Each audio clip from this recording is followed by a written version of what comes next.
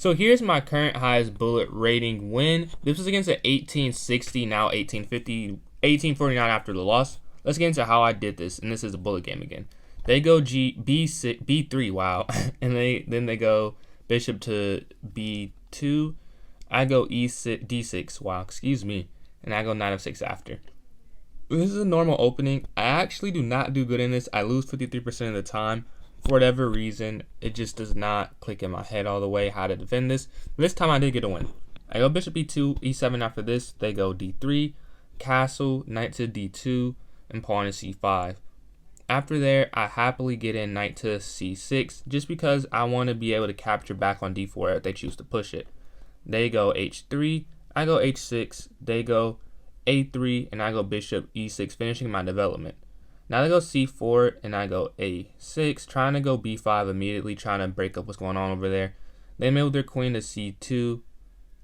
I go B5, as I said, was my intention. I should have brought my knight back first, though. It would probably go F5, but I went there immediately. Then I move my rook over to get some pressure on the B file, since it's going to open soon.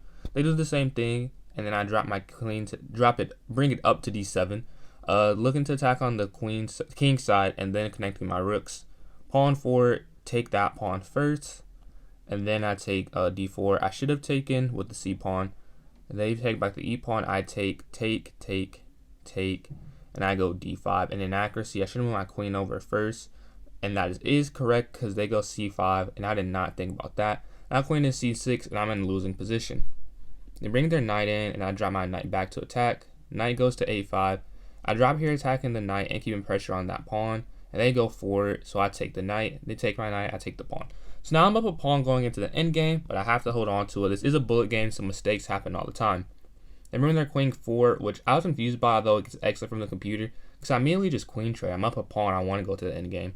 And now I take this pawn, they take the rook, and they go here, which is a miss. So I just let them get the pawn back. This is an inaccuracy, you should have went to protect it. In my mind, I was just like, let me give up this pawn, because I know I can win up one pawn in the end game. They take, and I protect it. And here I'm just like, how do I convert? I go there attacking the bishop. They come down with check. Bishop F8 is I guess it's not the only one. It's the only one that makes sense. I guess I could have went rook to B8 or bishop to C8, but this is the only one that doesn't lose a piece. Bishop there, I take. Go here to attack my bishop. I check first, and then I go G6, trying to get out the way of this immediate rook capture F8 checkmate. Move my king forward, rook over, rook here. Now at this point, I'm pretty low on time, so I'm trying to figure out how not to lose on time when I'm in a winning endgame. I can't push too quickly. I have to simplify this. They bring their bishop in to attack. I come attack their bishop, check, king over. And an important thing here is I can't go king to G8, or else I lose a rook with a discovered check on bishop D6. Bishop goes D6 anyways, but it is no discovered check, so I can just attack the bishop. They go here looking for rook to H8. And I go there stopping the checkmate. They go there anyways, but again I stop the checkmate, so I go king to G6, pawn forward, pawn to F6, disrupting the connection between the bishop and the rook there. They drop the bishop back to D4, and I go F5 trying to look for a trade here. Rook goes to F8, that is, and I move my rook to F7, and I have to go here because rook to say I take the pawn, rook to F6 wins the bishop and wins the game. They move there attacking the bishop again, and I move my bishop back to D7. Moving to the square is protected by the rook and attacking their rook and keeping the flexibility to take that pawn on G4. Rook goes up. I take the pawn on G4, takes the pawn on D5, and I take the pawn on H3. Up 2 pawns in the endgame. Again, and I am pretty low on time. So, usually in a game, I'd be like, all right, how do I win? Now I was still like, how do I not lose because I'm pretty low on time? Rook goes to D6. King goes back.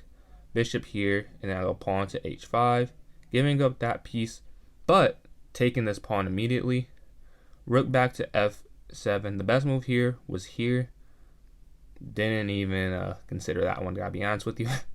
And then they drop back to bishop F6, king down, king there. Now lodge my bishop on that G4 square, protecting both pawns. Rook to B6, king to H6, and now rook B8, blunder, take the bishop.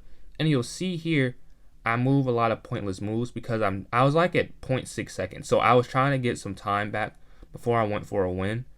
And once I get the time back, I go in. So here's a draw, actually. but they lose on time at this point. So I was trying to get back time to win the game, but I wasn't even looking at their time, and I actually timed them out. So this move is not the best because this leads to a draw. I should have, however, done what? Bishop back attacking the rook. Yeah, I wasn't even thinking of how to win the game at that point, just not to lose on time, but I messed up. But I did get the win against 1860. I'm 1721 right now, so I'm a little closer to my goal. Thank you guys for watching this video, and let me know what you think in the comments, and have a great